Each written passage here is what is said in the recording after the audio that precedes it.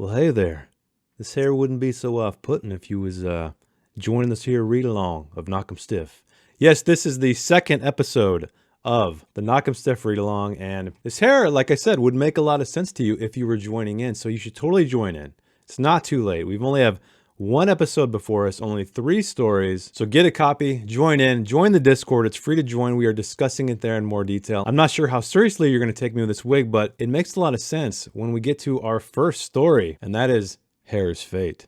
Not hair as in a rabbit, but hair as in hair. So we know that this starts with a man named Daniel, who's very proud of his long hair. He can't wait to show it to everybody. But let us begin with the first line of this tale because it does speak to exactly what the story is about. When people in town said inbred, what they really meant was lonely.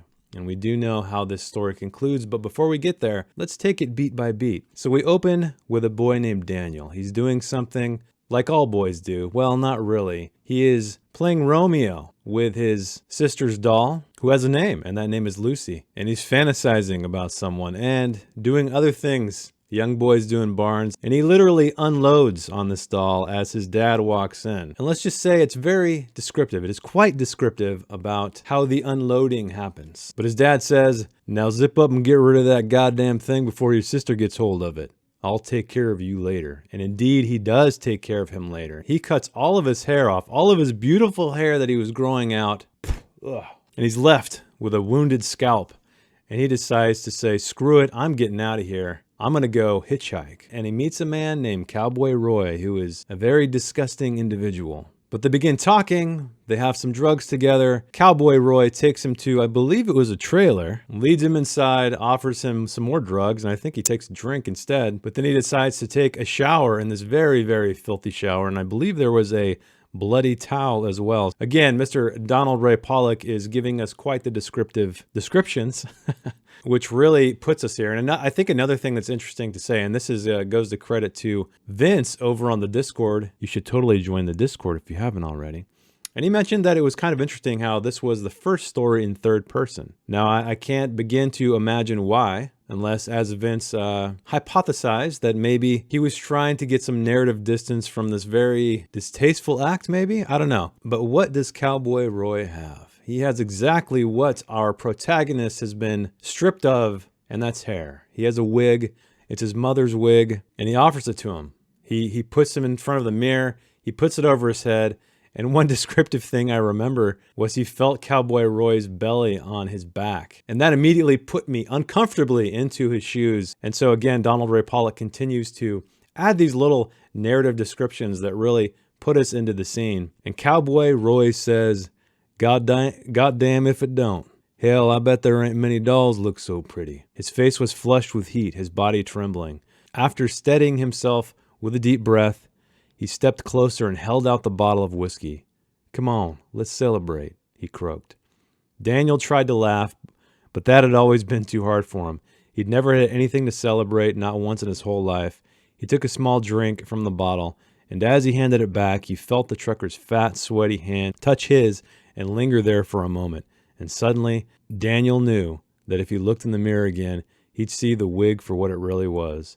So instead, he closed his eyes. I guess inbreeding is lonely, and that is a very sad, it's a very tragic tale of poor Daniel, but he gave into it. He gave into old Cowboy Roy. I don't know if he was happy about it. I don't know if he felt if he owed him something. I'm not quite sure how to read this last thing, so tell me, what did you think in the comments? Did you like this story? I felt this was the beginning of another chapter in this collection of stories that is leading us back to more or less what the first 2 are like, but the next ones are a little bit different. They seem to be a little bit more tame, pull back a bit. So I think it's time for this wig to get out of here.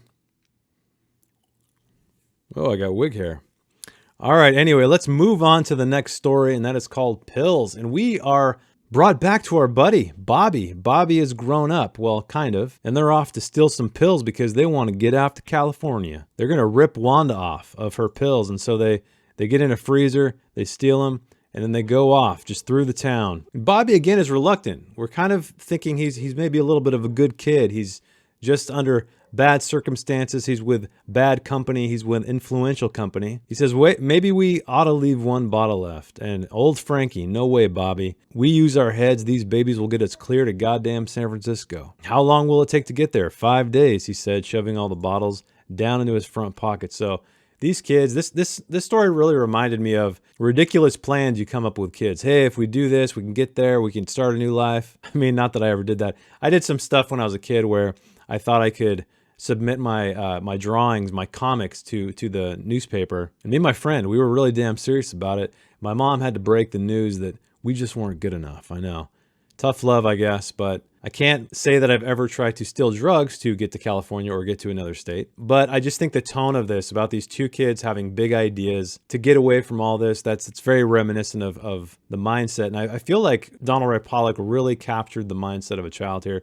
He's really good at recalling that. I feel like so many adults anymore forget what it's like to be a kid, especially when dealing with their own kids. And so I really appreciate the fact that I really got that childlike feeling here, or it took me back. So what happens next? Well, some weird stuff happens. Oh, first, Frankie picks up some panties out of the bathroom. I only bring that up because it happens later in the end of the story. It's kind of a final flourish, a callback, a bookend. I don't know what you want to call it, but I did notice it, and I thought it was kind of cool that something that is seemingly insignificant was utilized in action toward the end of the story. But then they hit a chicken, and I love, he just keeps making these great first lines, even if these are just scene breaks. So we ran over the chicken 3 days after we stole the pills. And I'm not sure what this chicken means, because we know that Bobby, he wants to try to save it. This thing is mangled, it's destroyed, but he still wants to save it for some reason. So I'm not quite sure what that means. I don't know if it's to counteract his violent past, because we know when we first met Bobby, or at the end of the story where we met Bobby, he was sucking on his bloody nails after beating the crap out of a kid, and he said he could never get enough violence. And so that was interesting how this was kind of a contrast or a counterpoint to how that chapter ended when he was a little boy. And then in the next scene, later that same night, I lost my cherry to a girl with razor thin lips who kept telling me to hurry up. I mean, damn, he is great at these first lines. Her name was T-Bottom. And this is weird. She's coming out of a grocery store with a carton of milk, and they proceed to have sex. They give her pills in exchange. In the back seat of this car, they find out she has a baby, and then that kind of disturbs Bobby a little bit. Right here. You got a baby? What, you hard of hearing too? Well, where is it now? Don't worry about it. And so Bobby, again, he kind of shows his empathy here. He's starting to really think about this kid. Right here it says, but I couldn't stop thinking about her baby and wondering who was taking care of it while Frankie and me tried to screw her brains out. I kept imagining all kinds of horrible, fucked up things happening to it. When I finally gave up and climbed off her, she cupped some of the spilled milk from the floor into her hand and poured it over her crotch. She didn't even bother pulling her jeans back up anymore. I don't quite know what she was getting at there. I mean, I have some ideas, but let me know in the comments.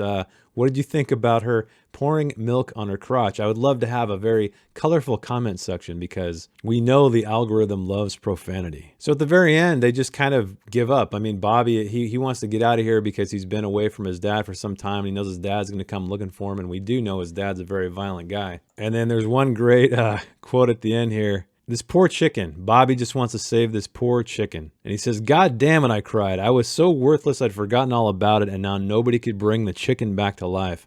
Then another thought occurred to me. You're not going to screw that, are you? I asked him. Because I'll tell you right now, Frankie, I won't allow it. And then Frankie answers with, I hadn't thought of that, he said. But no, I'm going to eat the fucking thing. So I love that Frankie for a second thinks, like he takes second thoughts on that. He's like, oh, yeah, maybe I should have sex with this chicken. But he decides to eat it, and we know he just cooks it all to hell. Ain't you even gonna gut it? Bobby asks, and no, he doesn't. Just got to cook it. And while Frankie is cooking the chicken, Bobby steps away, and I really love this end part because, I don't know, it really hit me visually. It really hit me from a standpoint of maybe when you're younger, when you're out with friends, and the sun is setting, and there's just this moment that you know this is going to be over. This is the end of the journey, and you're going to have to go back home at some point. And right here, I love this. Looking up, I saw the red blinking lights of an airliner miles above me heading west. I'd never been on a plane, but I imagined big shot bastards on vacation, movie stars with beautiful lives. I wondered if they could see the glow of Frankie's fire from up there. I wondered what they would think of us.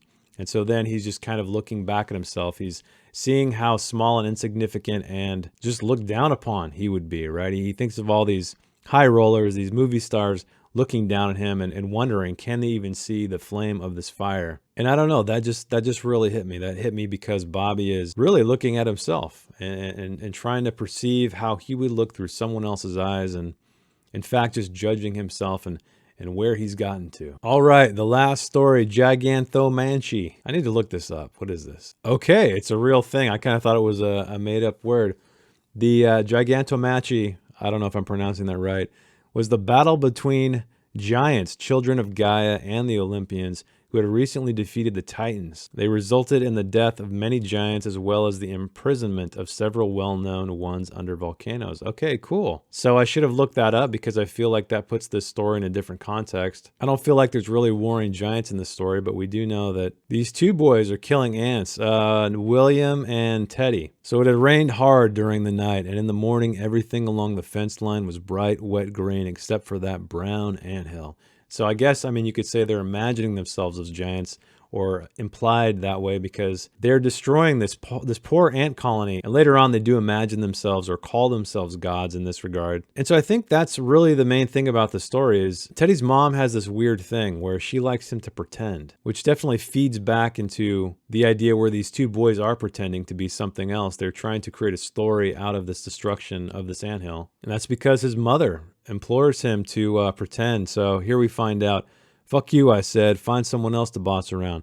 I was the only kid in Knockemstiff who would even talk to him. And that was just because my mom kept insisting that I play the good neighbor. Anytime I pointed out to her that William treated me like shit, she'd look up from whatever she was doing and say, Teddy, you have no idea what goes on over there. Like I said, just keep pretending that William's your friend, and before you know it, he will be. So this is some kind of weird grooming stuff. I don't know how to explain it, but we move on. When she comes in and sits down on the side of her bed, drew tattoos on her arms with a ballpoint pen, handed me a pair of scissors. Look, Teddy, she said, I need you to do something for me. What's that? Remember that spec guy we talked about, she said. The creepy killer. That's him, she said. Now what I want you to do is come by my bedroom and play like you're him, just for a minute. How do I do that, Mom? I don't know. Just spit on the floor, maybe. Talk like a drunken sailor, she said. Hurt me, but don't really hurt me. Now we definitely know that Teddy's mother has some weird preferences, let's say. Oh, and here's a giant reference. I forgot about this. So they're back at it. Hold up, Theodore, William said. What if we say they're giants? He was standing with his feet spread apart, swinging the burning bleach bottle back and forth like an incense pot. Another really cool description there. Something that seems kind of out of place, though, for someone as young as Teddy to observe, but I still like the description. And then Teddy is looking down at this anthill that's being destroyed. Well, I said, there's all kinds of giants. King Kong, Colossal Man, maybe.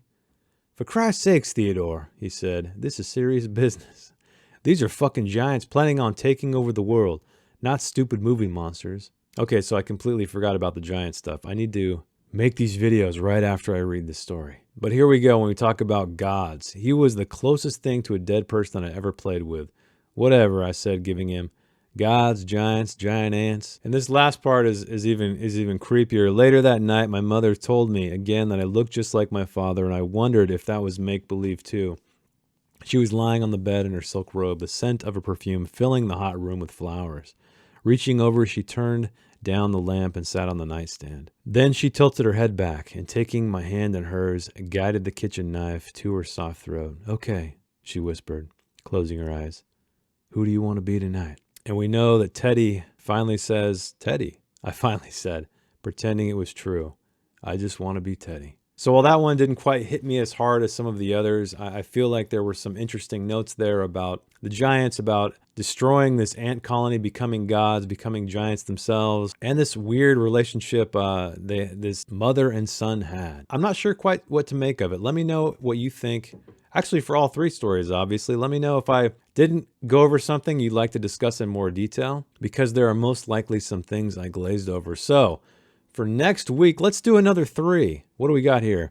Shots Bridge, Lard, and Fish Sticks. These are definitely short enough to do 3 at a time. I feel like we should go maybe 4, but I'll see what you guys say in the comments. 3 stories again for next week. I hope you're enjoying this book as much as I am. I think there's some very high points. It started off really strong and then kind of dipped down a little bit, but I think you need to do that. You can't have everything on the entire time. And a few stories in here that were interesting, they were good, but they weren't great. But let us see where the rest of these stories take us as we dig deeper into Knockemstiff. So thanks for hanging out with me, and I hope you're enjoying the book. Like I said, let me know your thoughts. Join the Discord if you're not there already so we can talk about it in more detail as well as other things. Until next week, have a good one, and I will see you then. Bye.